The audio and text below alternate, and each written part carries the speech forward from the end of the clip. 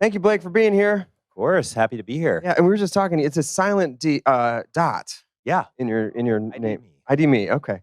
All right. So let's get started here. I know we were talking last night, and we were kind of reminiscing because we've known each other for a long time, and wanted to get kind of your backstory for everyone that doesn't know um, about how you got into this startup. Your startup journey, right? Like the startup life that's been going on now for over a decade. You can believe it. I don't think I had gray hair when I met you. I believe that too. Yeah.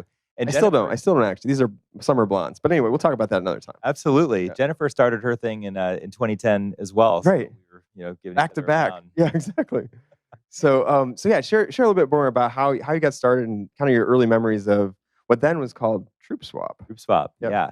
And now when investors kind of are like, man, how did you get here? Right. And I'm like, that scene from Die Hard where Bruce Willis has to go across the broken glass? I'm like, that was the last 10 years of my life. So like, Ouch. now it's yippee-ki-yay, but I always get really excited when I come back into environments like this because, I mean, this was me, 10, 11 years ago. And, so my background, I was an infantry officer, led a reconnaissance platoon, and was going into combat in Iraq in 2006, into Mosul.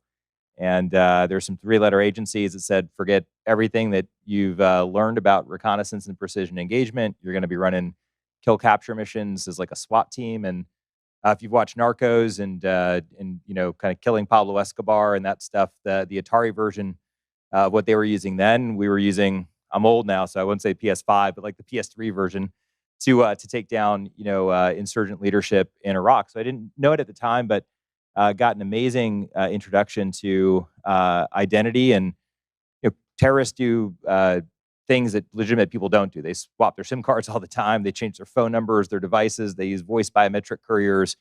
And when I went from Baghdad to Harvard Business School, and as quite a difference. I mean, it's changed. Jeez.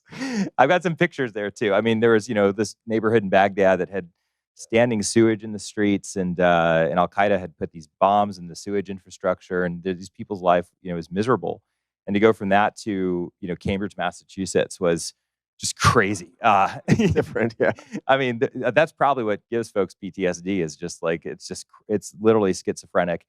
But what I learned along the way, and what Jennifer talked a lot about, is that when we first started on this mission set, we weren't very good. Our success rate was like 20%. Theater average success rate was 44%.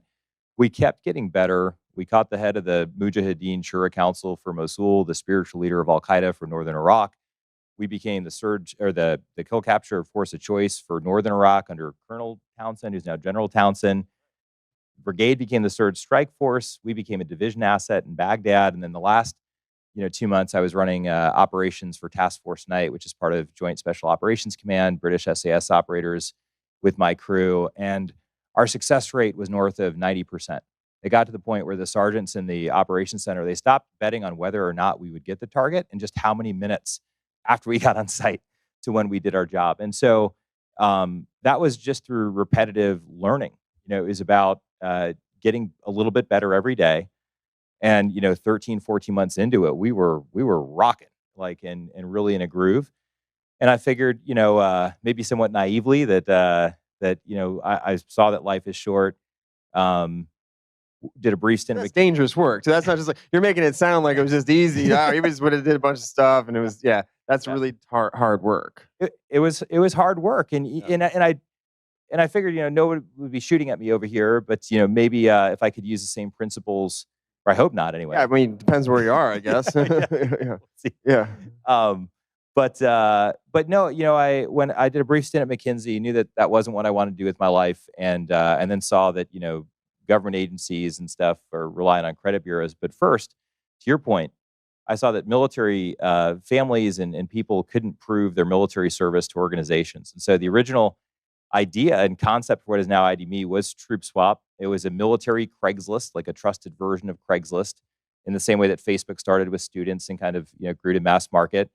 We made 2 pivots along the way, but first I met you and Jen in DC. Right. So you were just getting out of Harvard, and you were coming down, had this idea. remember it was like in 2011, I believe, and you got like a U-Haul or something. You're moving Yeah. across the country. You're down this coast, and your first thing you went to was like one of our back in the day. We used to host these events called Tech Cocktail, and you rolled in and you connected with us, and like, pretty much the rest is history. That was it. That was the beginning and the end. So, end of story. No, there. Frank, Yeah, no, that was it. No, $3 billion. right, exactly. Immediately, it skyrocketed. No, but no. Let's talk about it. So you literally were. Yeah. That story is kind of interesting because now you are at this point. So you were bootstrapped. You had this idea, and you really kind of shows that you were basically trying to figure it out with how much in your bank account trying to make this work. I turned down like $250,000, salary from McKinsey, paid back a $25,000 signing bonus. I'd raised $100,000 from a classmate, and then David Tisch, who's the first managing director of Techstars New York. Yep. And the first sale I made was to some of my like rugby buddies from business school, where I was like, "Can I sleep on your couch?" Like, I'm probably the only homeless Harvard Business School graduate in the country. And some of the same conversations I had with myself at Ranger School. It was like, dude, you can do this. the New York Yankees of consulting and making $250,000, and instead Right. paying myself like 40 grand a year and like literally homeless, like with these poor guys and sleeping on the couch.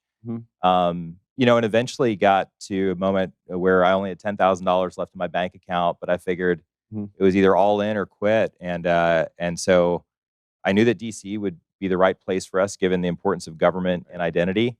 And signed a $50,000 lease on a house in Swan Street near DuPont Circle in DC with $10,000 in my account. Put a U-Haul behind my pickup truck, drove down I-95 from Boston to DC. Literally got into town, threw a mattress on the bed of the house, and then went around the corner to a tech cocktail event and met you and bunch Jen. of people. Yeah. That's great. Yeah. So I wasn't joking. The rest is history. And then you basically had this idea that was Craigslist, and you pivoted to, how did you get to cybersecurity? What was that like, and what was that journey? Because you've kind of meandered to get there, and now you have a deal with like the IRS. You're really growing. So yeah, I mean now 70 million users. We'll have 100 million Americans enrolled by the end of tax season, and a lot. It's like 40% of American adults. Wow. Over half of California is enrolled, and so that's I think Peter Thiel kind of talked about this too. Like, a startup is about finding a secret that nobody else knows about that serves a need. And then the hard part is like, well, how do you shoot the gap, right? Like, we all probably knew that taxi cabs needed to be disrupted, but it was Travis Kalanick who realized, man, rich people will pay for a more premium ride, and there's black car drivers. And that was his gap that he shot to eventually just transform that industry to what it is now, and like to improve all of our lives. And so as we were working on this, I knew that I needed distribution from like USA and military.com to get enough buyers in order to get sellers to post. Talked with them. They liked it. And I called them a couple weeks later, and I said, hey, like, what's the timeline if this moves forward? And they go, well, fast for us is 18 months. And par for the course is 2 to 3 years. When I heard that, I mean, it was just crushing. Right. I called Kelly Purdue, who's on our board, and I said, I don't think that this is going to work. And too long. Yeah, it's too long of a time. And the first thing he said to me was chin up. Like, never tell that to anyone again, because they won't write you a check. Right. And we have this conversation. We're going to get through this. And I'll always love Kelly for that. Now, I mean, we have 2,000 employees now and 500 contractors. And if not for that conversation, I would have not, stayed the course. And so that's what led to like signing the lease and coming down. And then very quickly, we just realized that we talked to companies, and they said, you guys don't have any users, and a destination website for military isn't super appealing. But they said, if you had the ability to verify that somebody was a member of the military in real time, we would actually build that into our own website, into our checkout cart. And then it was kind of like, well, whoa, like, what if we were like PayPal, for identity? So, and then the federal government came out with this national strategy for trust identities in cyberspace in 2011, and said it doesn't really make sense for Americans to have to create a new login at every government agency, and it's a credit bureau behind the scenes that they're paying over and over again. So like, you go to Social Security, create a login, they pay Equifax. You go to IRS, create a login, they pay Equifax. Like, you go another one, you create a login, they pay Equifax. And it's like, why don't we just verify them once? Seems like a good idea. Yeah, and let their verified identity move with them. And so I was like, well, that's what I'm trying to do for military families, to prove who they are. And these brands said, it's not just military that we try to verify. We need to verify if folks are students, if they're teachers, if they're influencers on social media, at Home Depot and Lowe's, if they're professional contractors. And I was like, oh, interesting. So you've even gone verticalized around that. Wow. And so it was like the concept of digital wallets, like folks are always focused on like payments, right? But a digital wallet, if you think about what's the ID card that you would least like to lose, probably your driver's license or your passport. Definitely. Because your driver's license allows you to go to a bank and say, hey, I lost my credit card and debit card. Could I get it back? It authenticates all the other cards in there. And so it was like, whoa, if we can create this secure login, which is the wallet, we allow people to prove that they're military or a teacher or their legal identity, then they can control their own identity, and we can streamline the process of login and identity verification across all the IDs that you have in your wallet in the same way that Visa streamlined payments, and to make it faster and easier for everybody. And so that once I kind of saw that, there's a seam. Like, we're going for it. There it was. It was like military is where we enter. We can get to a bunch of brands. And today, Apple and Samsung and Bose are customers, and Veterans Affairs. And then when we got to VA is the largest healthcare organization in the country. So now 127,000 healthcare providers of 938,000 active physicians use us every day to prescribe controlled substances to help fight the opioid crisis, because those manual pads are too vulnerable to theft. And so we just kind of kept surfacing the adjacencies. And so now you could be who you are. And then we also know that you're a doctor. And so for a healthcare app, that can be really important to be like, this is a patient. Whereas like, this is a doctor. We don't see what happens in the app. Right. But they now know this is a doctor. And so legitimate doctor. Yeah, right. Supposed to see. There's real identity there. You figured it out. So I'm curious. So this is something that came up years ago. I used to be at AOL where I worked on AIM, which dates me. I'm actually a lot younger. But if you remember AOL, it was does anybody remember AOL? Okay, a couple people. Good. My handle for that, by the way, is Crazy Arms Man from the Adam Sandler. That's pretty funny. But what I was getting at is back in the day, we were working on authentication, and companies like AOL, which like doesn't exist anymore, and Google's went in there, OpenAuth. Like, you had all these different players going in to try to do exactly what you're trying to do and create online identity. And this is 2007, 2006 timeframe. And here we are. I don't do math well, but that's like 15 years or so. And more or less, now you're doing it.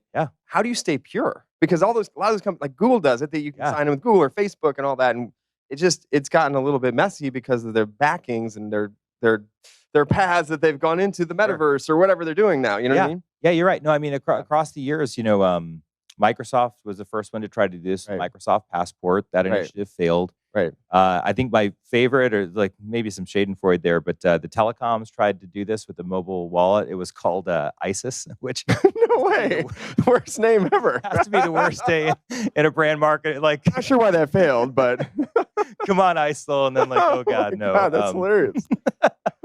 So and then that failed, and they sold it. And when ISIS, no, I'm kidding. No, hopefully not. Hopefully not. Yeah, American Express. So not ISIS. And then Verizon had a program called Universal ID, and then they folded, and Symantec had one called Norton ID. And that's what I'm saying. It's literally just been a revolving door of people saying, we're going to do identity. So I want to know, how are you going to do identity? And so I think what I learned along the way is like, why can't Facebook and Google do this? Right. And it's because they're advertising companies. And so there are most portable logins today, but they're not trusted. Right. Because they sell your data. Like, if we vote online one day in this country, which may be the apex of digital identity, God forbid it's Mark Zuckerberg's company that verifies it. Right. At the bottom right quadrant, with banks and employers, the problem with those is that they view your identity as a moat. Jamie Dimon doesn't want your identity to help you open up a fintech account with SoFi, right? That lowers switching costs for his customers. Like, he's got branded branches that cost a ton of money to maintain. Last thing he wants to do is have you have control of your identity and defect to rival switching costs. Identity literally keeps people locked in his ecosystem. Right. Employers view your data as theirs. You leave your account, you leave your work, and like, it gets shut down, whether it's Okta or Ping or ForgeRock, whatever, it's their data. And so as we looked at it, we go, well, portable logins aren't trusted, and trusted logins aren't portable. And the reason why people don't trust the logins that are portable is because there's something wrong with their business. They're like, Facebook is a massive app that has all of your messaging data and behavioral data and images. And then when they come down and start to track you, it's really creepy. We call that a voyeur state.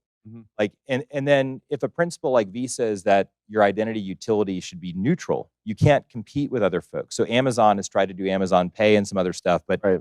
would Walmart or Target like ever? Never. Never. No. Yeah, never. And so you're like, so as I kept looking at it, I'm like, the beauty of our model is that we are purely neutral and we only want to do identity and credentials. That's it. Yeah. Which are often already public. Like your professional certifications are listed on state licensing databases. You could FOIA my military service.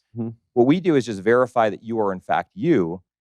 But we don't play at the app layer, either digital or physical. So like China's fused all three together. China does biometric surveillance of your in-person activity. Wow. WeChat and Tencent are also the identity layers. When you fuse all three together, you're a surveillance state. In an American model, we said, well, look, we want to be the wallet, the very thin layer of identity for credentials. Right. But we never want to track your behavioral data. So if you had our logs, it would be like Blake Hall logged into the VA. That's it. I'm a veteran. Okay. Or like I checked into MGM, which uses us for digital room check-in. What you do at MGM, what There's an MGM here? I didn't know that. Yeah. Okay. Where have you been staying? Okay. Like there's no lines in Vegas anymore at MGM proper. I smile every time I go in there. It's the worst. We give over 300,000 people an average of 15 minutes of their life back, 4.5 million minutes per month, and they've been able to reduce their front desk staffing. So it's wow. We're like the easy pass lane instead of toll booth workers for pretty much every workflow, so you don't have to wait in line if you don't want to. So you also do like vaccination stuff too. We do. We just started doing that. Yeah, we're the login in California for the California Department of Public Health, so people can actually get their immunization records in the first place. Oh wow, that's cool. All right, so interesting. I'm so interested to hear like where you started with the literally the Craigslist for veterans to be now the identity for everyone. That's pretty amazing to pivot. So thanks. Just a quick story, right? So let's talk about the some of the so Tampa. We're here in Tampa. Yeah. Thank you for joining us here in, of course, Tampa area. You just opened an office here, and can you talk a little about that? We love Tampa, so tell us a little more about why and what kind of impetus of that was. Yeah, I love Tampa too. A lot of my best friends from Vanderbilt freshman year were from Tampa and St. Pete, so I came down here a fair bit. It's very cool to have an office here now. We have 600 employees on Henderson Avenue, and it's become a really nice hub for us. Great. Is that the only office you have besides DC? Huh? Oh wow. And when did that happen? I don't even know. It's been a blur. I think it happened last summer. Is when we had been in the works for a while, but I think that's when we actually formally opened the office. Okay. And then of course we have a lot of folks that just work remotely and are all across the country. Right. So actually that was my next question, was about culture. So we just had Jen Lim talking about culture and obviously it's become a thing everywhere, right? Everyone talks about company culture. So I want to hear about how you've been doing company culture with the new office and obviously remote and pandemic and growing like crazy. Like, how does it all work? How do you keep it together? Love that question because we've been very methodical about culture. In fact, our last round we raised from Viking and Capital G. And as we talked to various growth equity funds, they said, you guys are the most structured around culture that we have ever seen. Huge compliment. Yeah, thanks.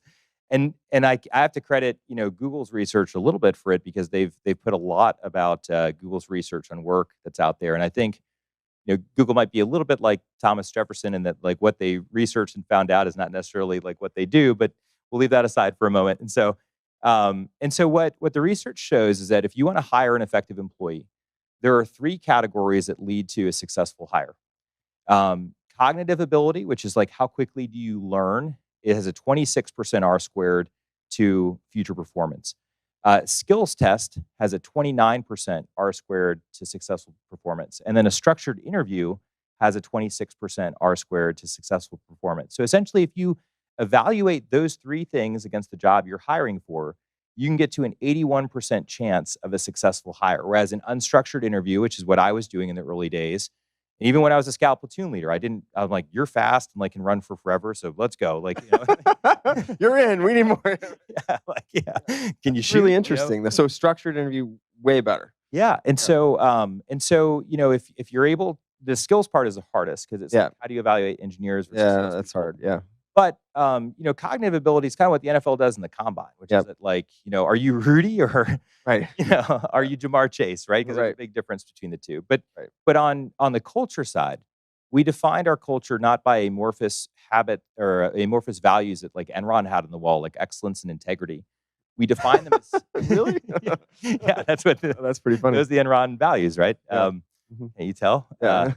But we define them as habits that were crystal clear. So our first company value is don't be a jerk.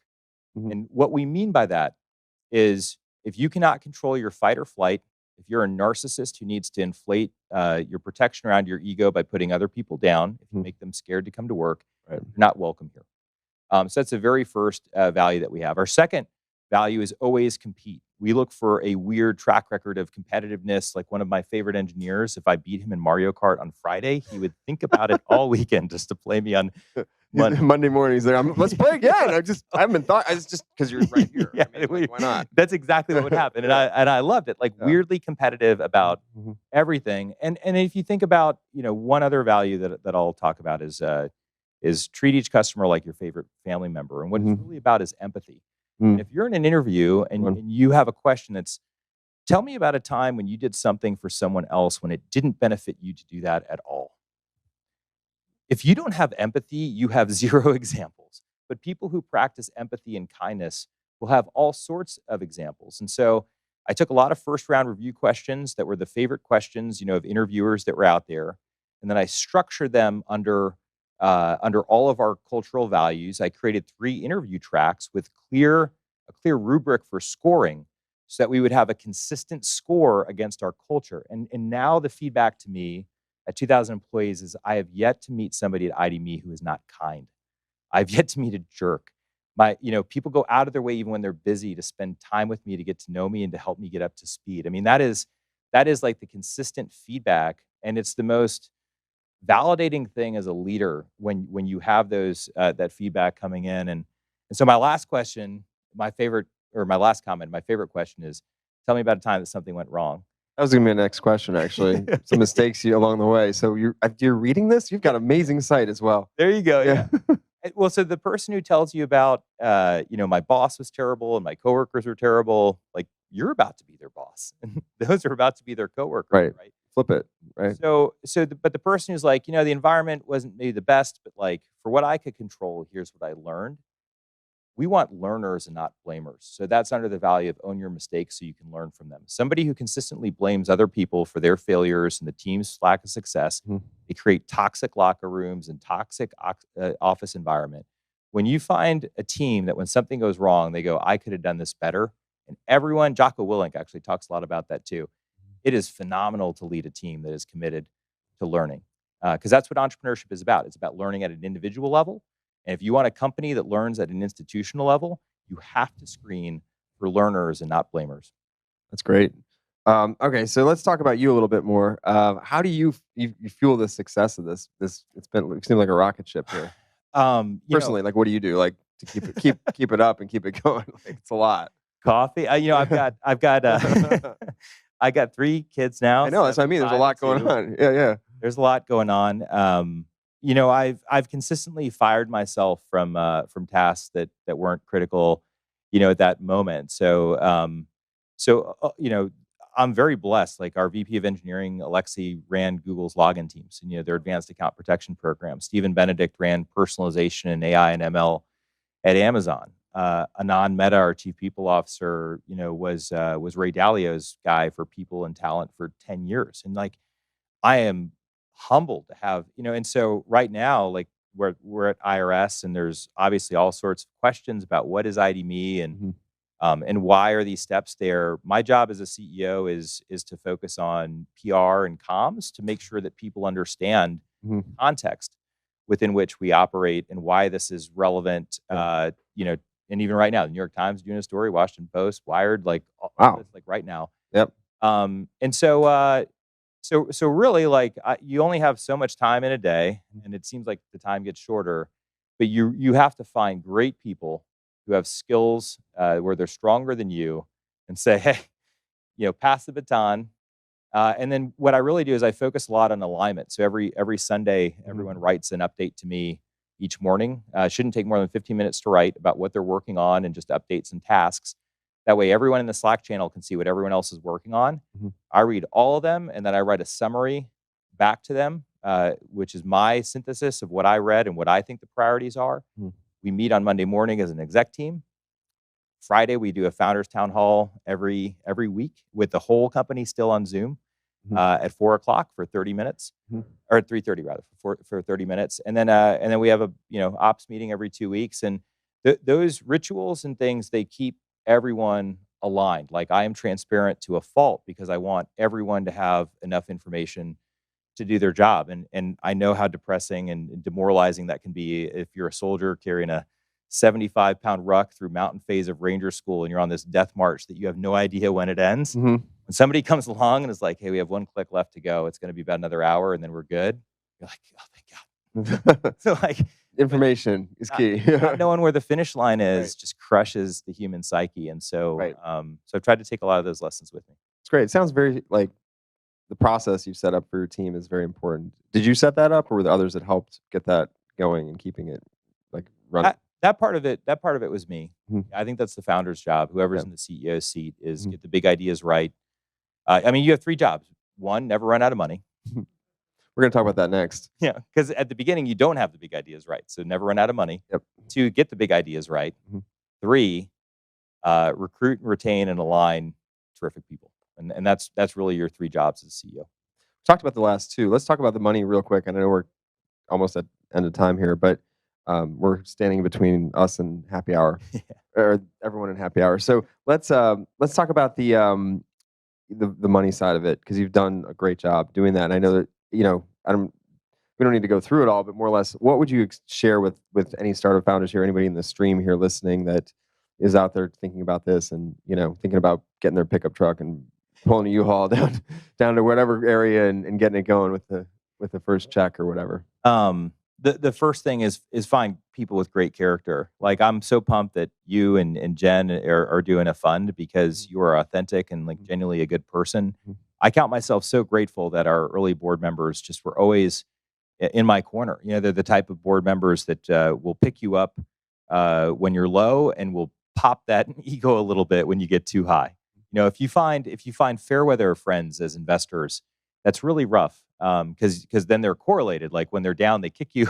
When you're up, and it's like, where were you at? Like, when I needed you in the Right. dark days, right? So I think focusing on, again, like culture, focusing on people who really get your vision, really get it. Mhm. We always raised on clean terms, so never did anything like participating preferred or weird liquidation preferences. Never do that. It will bury your common stock, and as you're trying to incentivize people, it'll just crush your cap table. So I always would rather take a lower valuation on clean terms. Like That's where, standardized term, like what people are used to. So you're not doing some weird thing, and then later someone comes and is yeah, like, well, they can't do this because of this crazy term, right? that's right. So Yeah. so if you're like fixated on, oh, I want to get to a $20 million valuation, Right. and then the VC goes, well, I'll give you a $20 million valuation, but I want a 3x liquidation prep. Right. That's done. You're done. Yeah. Yeah. Yeah, because like they don't really think they're worth 20 million. They're just locking in the floor for their return. Right.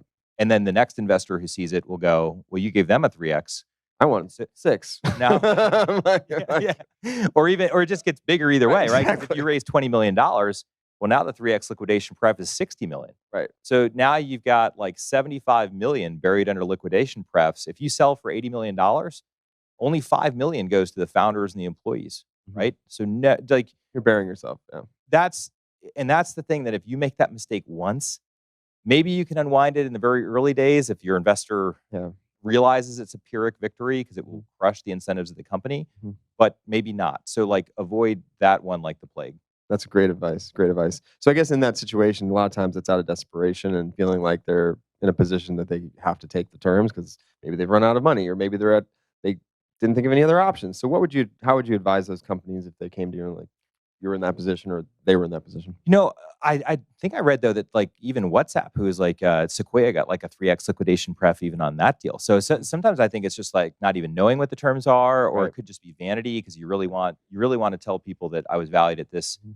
number, not realizing that there's a reason why these gimlet-eyed folks like are doing what they're Yeah. doing. And so you really have to have a great mentor to steer you through that stuff, and even to have a hard conversation if they want to invest, and it's like, well, look, like, I know that you actually don't believe in this valuation if this term is here.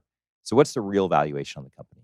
Mhm. Because You'd rather take that. You always your job again is to align everybody, investors, employees, and if you go, look, if I take this, then our incentives are misaligned at key moments, right? Like Yeah. if the company's worth 60 million and the investors have 75 million worth of pref, and I know that we can't really grow much more than that.